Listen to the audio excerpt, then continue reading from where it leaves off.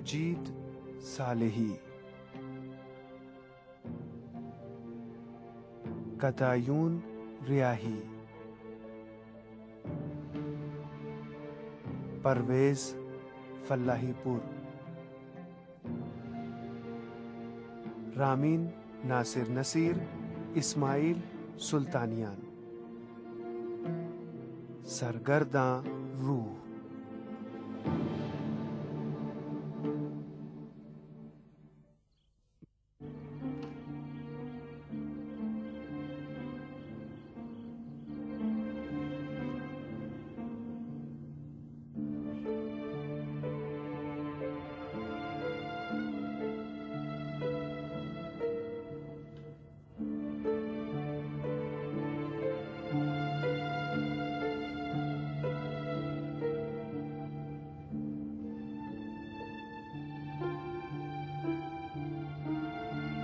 उसकी बीवी और एक बेटी रह गई।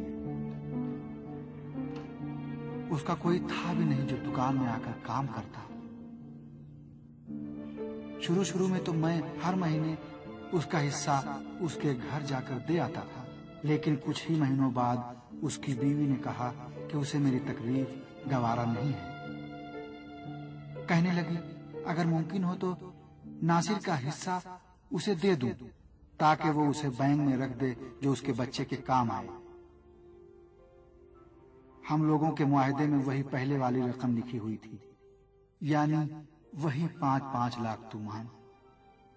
अलबत्ता कमाई में इजाफे और दुकान की कीमत बढ़ने के बाद हमने कई बार उसे सही करना और रकम ज्यादा लिखना चाहा, लेकिन वक्त नहीं मिल पाया, और वक्त न मिलने की वजह से आज कल पर मामला टलता रहा। और फिर शैतान ने मुझे बहका लिया।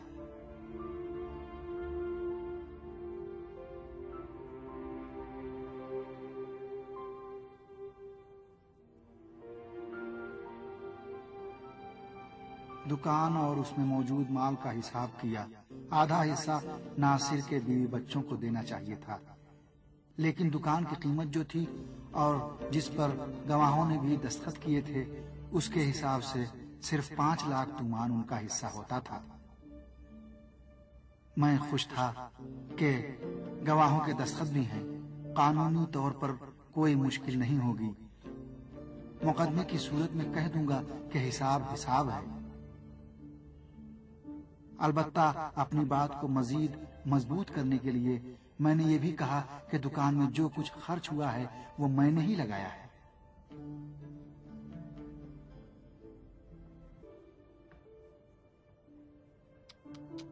एक मिनट, क्या मुआहदे में ये नहीं लिखा था कि तुम लोग दुकान में आधे आधे के शरीक हो?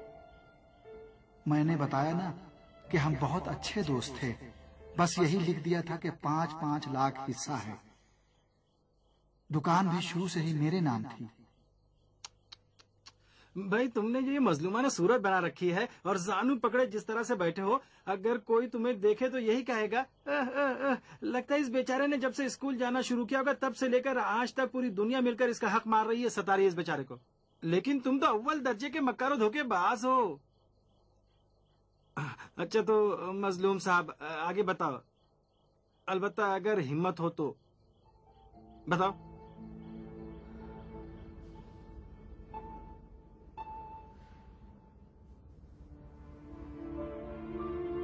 पहले तो उसने रिपोर्ट दर्ज कराई, लेकिन उससे कुछ नहीं हुआ, क्योंकि हमारा मुआहदा ठीक ठाक था।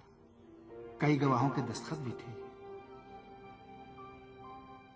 उसके बाद मेरे पास आकर रोने धोने लगी कि तुम्हें मालूम है ये इंसाफ नहीं है, इस बच्ची का हक न मारो। वो उसी बच्ची की दुहाई दे रही थी, वो बीमार भी थी। पैदाइश से ही उसे दिल की प्रॉब्लम थी, लेकिन मैं भी अपनी बात पर अड़ा रहा। नासिर ने 5 लाख दिए थे, ये रहे मुआहदे के कागजात और ये रहे 5 लाख तूमान। मैंने एहसान जताते हुए 5 लाख और दे दिए कि मैं बहुत अच्छा आदमी हूं गोया।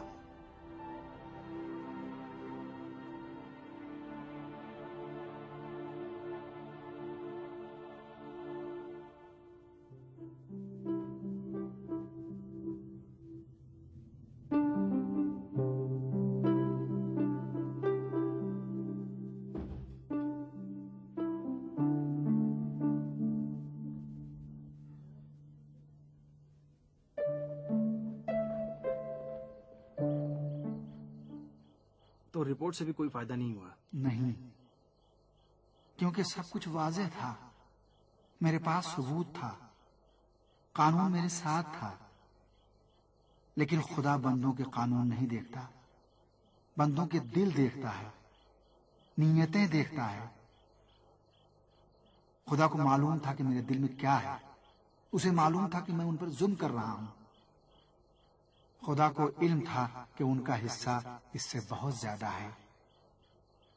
मसला ये है जलाल, बाज़ औक़ात कानून हमारी गिरफ्त नहीं कर पाता, लेकिन हमारा दिल तो है। अच्छा, उस वक्त तुम्हारी दुकान की कीमत क्या थी? मैं समझता हूँ तकरीबन 10 मिलियन तूमान।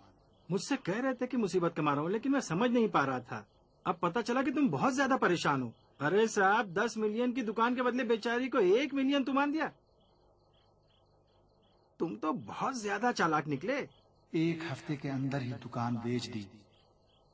अपने काम को फैलाना था, इसलिए मैंने एक कंपनी खोल ली। मेरा अच्छा नाम था, खूब तरक्की की। लेकिन उस बेवा और यतीम के साथ जो किया था, उससे हमेशा दिल में कचोके लगते थे।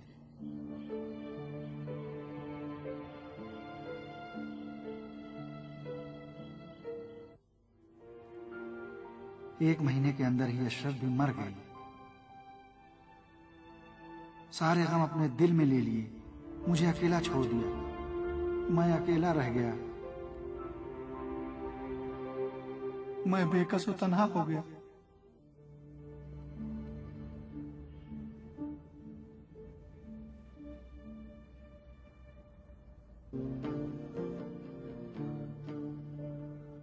जब कई अटैक हुए तो मैं माजी की गलतियों की तलाफी के लिए भाग दौड़ करने लगा।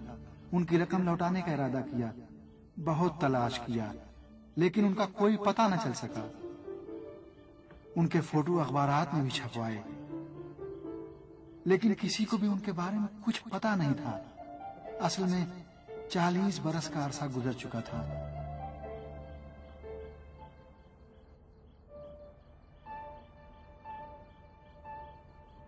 जलाल, तुम्हें उन्हें तलाश करना ही होगा, तलाश करना ही होगा तुम्हें। उनसे माफी मांगनी ही होगी। तुम्हें यकीन नहीं आएगा, लेकिन मेरे गम की सारी वजह अजाब ही नहीं है। मुझे खुदा से शर्म आती है। मैं चाहता हूं कि वो मुझे पसंद करे, बस यही।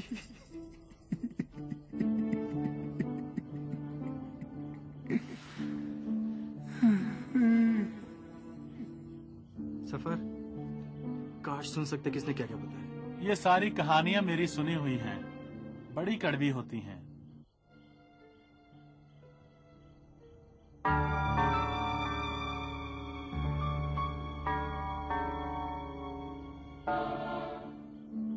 मुझे जाना चाहिए। मेरा इंतजार हो रहा है, मुझे जाना है। अरे भाई, तुमने अपनी तिजोरी की जगह तो बताई नहीं। मुझे जाना होगा। अशरफ, पहले बता दो फिर जाओ। क्या हुआ? मुझे बुला रहे हैं। कौन? अरे अशरफ साहब, खुदा के लिए किसी दिन मेरी जान लेकर ही रहोगे। वापस आ। देखा अशरफ साहब, भाई तुम्हें तो डर ही नहीं लगता, तुमने क्यों नहीं रोका? हाँ? कुछ नहीं। सफर, देखा किस तरह से आते जाते हैं जनाब। हाँ? कुछ नहीं भाई। हाँ। हम्म।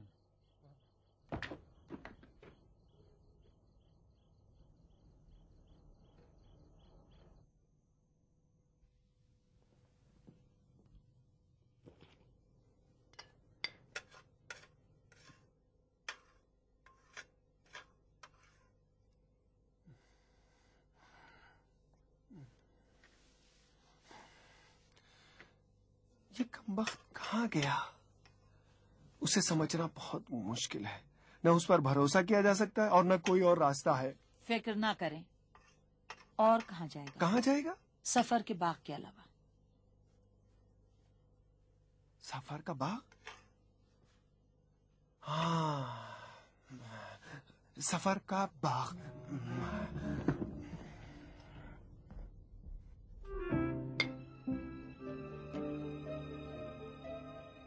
मैंने कभी सोचा भी नहीं था कि मैं इतना बहादुर बन जाऊंगा।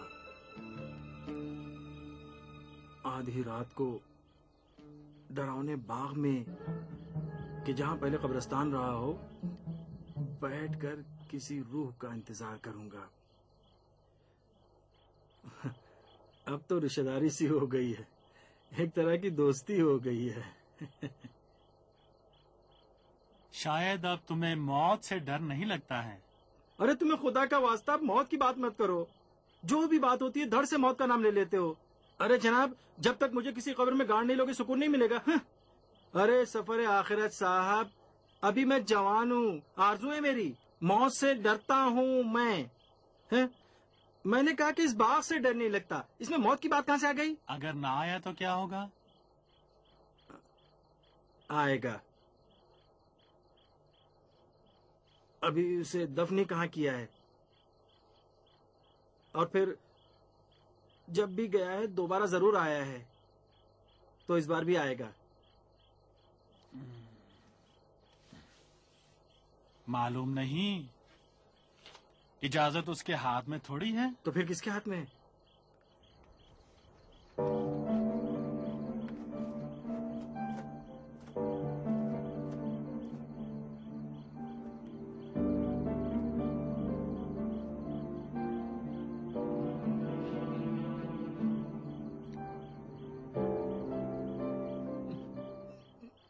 जब भी दिल चाहता है जाता है, जब भी दिल चाहता है आता है।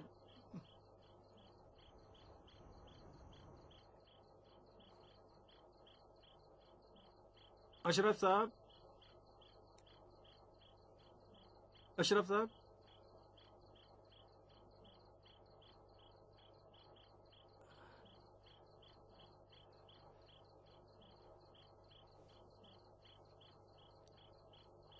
अशरफ साहब,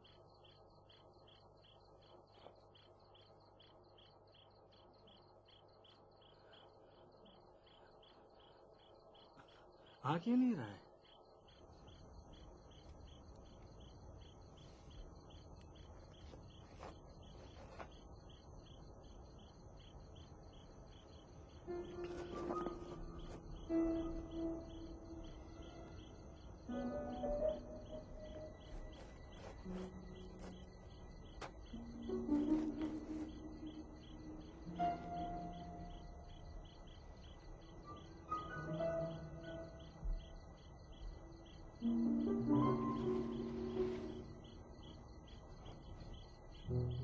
वल बाकी।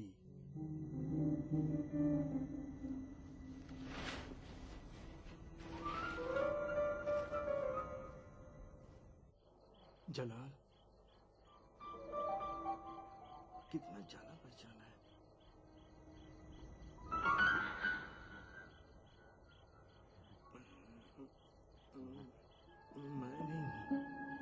मैं नहीं हूँ।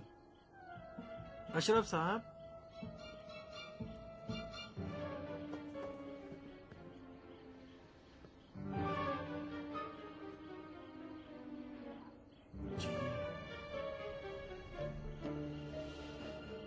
जब्बार, जिबिल्ली, जिब्राइल, जिबिल्ली था।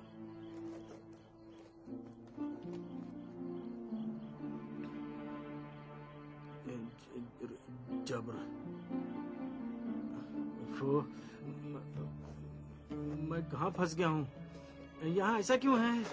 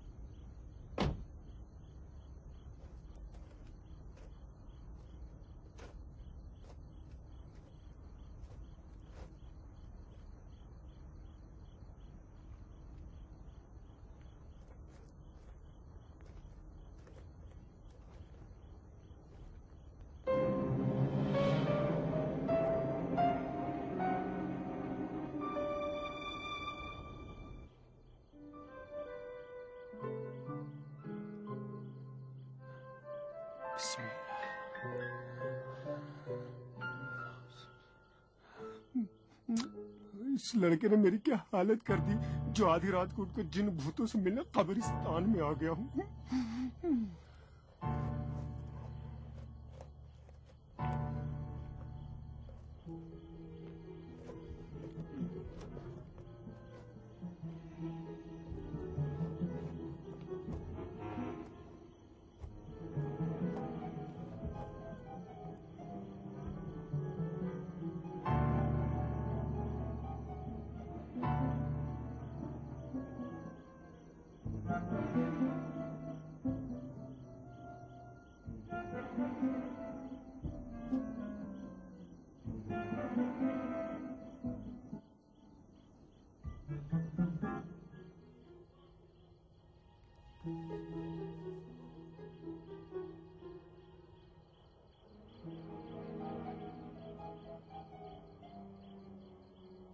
अशरफ साहब,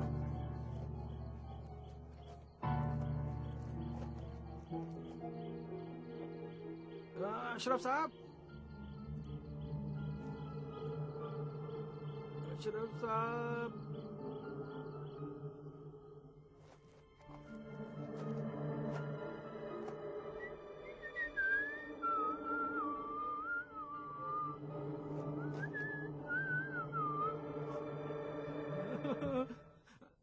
अशरफ साहब,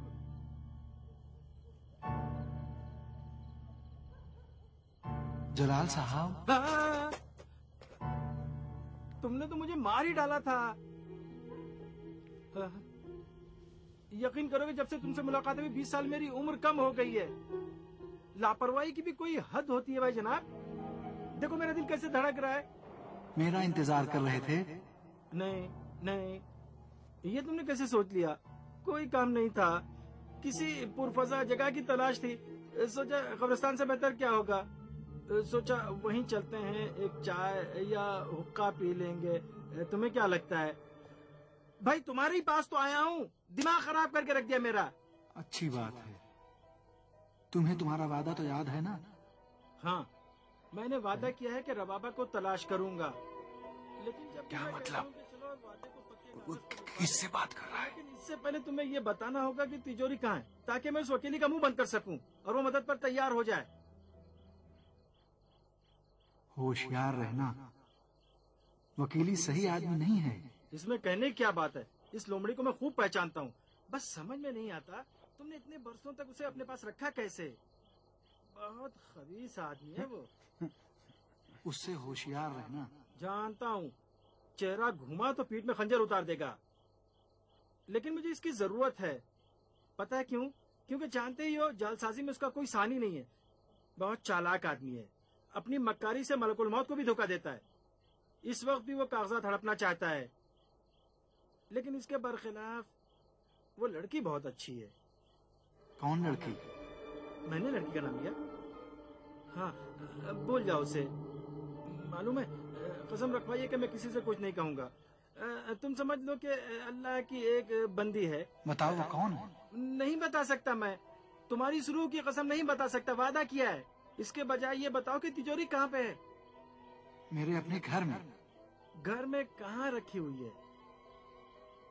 देखो, वकीली को मालूम है कि मेरी लाश कहाँ है। अगर कागजात के बारे में भी मालूम अरे हो गया। भाई, तुमने तो परेशान करके रख दिया है। मुझे मालूम है। तुम तिजोरी की जगह बताओ, मैं वादा करता हूँ कि आज ही रात तुम्हारी लाश को ऐसा गायब करूँ किसी को भनक ही नहीं मिलेगी। हैं? बताओ। कामरान का बचपन था, मेरा सब कुछ वही था। पहली बार जब मुझे अब्बा कहा, ऐसा लगा जैसे सब कुछ मुझे मिल गया। पुरानी यादें बता रहे हो, समझते ही नहीं हो। मैं कह रहा हूँ कि तिजोरी की जगह कहाँ है, मुझे बताओ। तिजोरी वही है जहाँ कामरान ने पहली बार मुझे अब्बा कहकर बुलाया था। वो जगह मेरे लिए एक शीरीन याद ताजा करती है, एक दायमी खजाना है। वही वो जगह है जहाँ हमने तिजोरी रखी है। हाँ, तो वो घर में कौन सी जगह है? हैं? कम वक्त, तू यहाँ क्या कर रहा है? अभी कोई माई का लाल नहीं है जो मुझे उल्लू बना सके। अहमद। अशरफ साहब, वकीली, इस लड़के ने मुझे भी पागल बना दिया। यहाँ तो कोई भी नहीं है।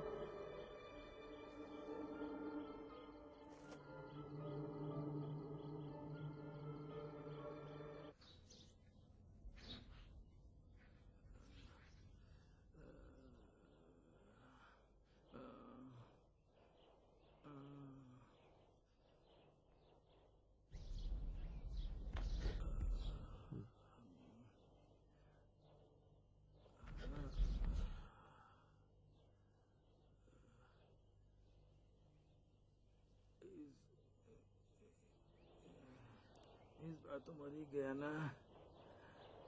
आखिरकार तुम्हारी आरज़ू पूरी हो गई। अभी नहीं मरे हो, अभी तुम्हारे पास मौका है।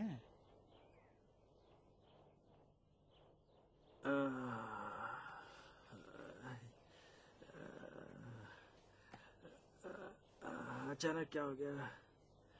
क्या पता, तुम ही बताओ। क्या बताऊं? याद आया, अशरफ साहब से बात कर रहा था। पता नहीं क्या चीज थी, अचानक हाथ यहाँ रखा। जब तक मैं समझता अचानक सर पर पहाड़ टूट पड़ा। बस इतना सुनाई पड़ा, कोई कह रहा था बिस्मिल्लाह, लोमड़ियां आ रही हैं। उसके बाद ब्लड प्रेशर लो हो गया, सब कुछ खत्म हो गया। इसके बाद अशरफ साहब की लाश उठाकर ले गए। हाँ। क्या? अशरफ साहब की लाश चोरी हो गई।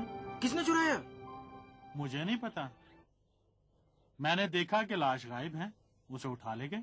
अब मैं क्या कर सफर सफर कहते पानी ले आता है तो इसी से झिड़क रहे थे। हाँ, बहुत शुक्रिया। कोई बात नहीं। मुझे उसे तलाश करना ही होगा, ढूंढना कैसे? ही होगा। कैसे? बहुत आसान है, मैं खुद ही उससे से जाके पूछ लूंगा, अशरफ साहब से ही। वो तो अपनी लाश के पास होंगे, जहाँ लाश होगी वो भी वहीं मिलेंगे। अब यहाँ वो नहीं आएंगे, अब शायद तुम कभी देख ही ना पाओ। इतनी लापरवाह रू, इतनी गाफिल रू, तुम्हें मालूम नहीं कि कहाँ ले जा रहे हो? कहीं तुम्हें ले जाकर नशेड़ी ना बना दे, खुदा की कसम। इतनी खूबसूरत बाग को छोड़कर चले गए। अजीब मुसीबत है, अब मैं क्या करूं? वही जो करना चाहिए।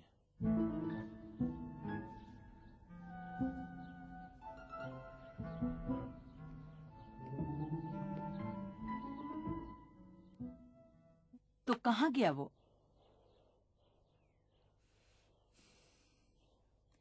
हमें उस बाग में जाना चाहिए था। और खत्म। कैसा है? मैं जीत गया मामू जान, मैं जीत गया। बेईमानी नहीं करा, मैं जीत गया। अस्सलाम वालेकुम। वालेकुम सलाम।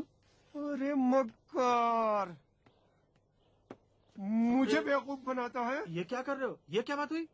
अभी दिखाता हूँ तुम्हें, अभी बताता हूँ। रुको। अरे अरे क्या कर रहे हो? रुको रुको। अरे अरे अरे मैं दौड़ रहा हूँ। कुछ पता है तुम कहाँ थे? सफर साहब के बाग में गया था। उसी बाग में तुम्हें दफन कर दूंगा। वकीली? Excuse me. जलाल साहब, क्या करने गए थे वहाँ? ये पागल बोलने दे तब तो बताऊं मैं। मुझे पागल कह रहे हो? जलाल, तुम्हारा खून हलाल। सवाल ही पैदा नहीं होता।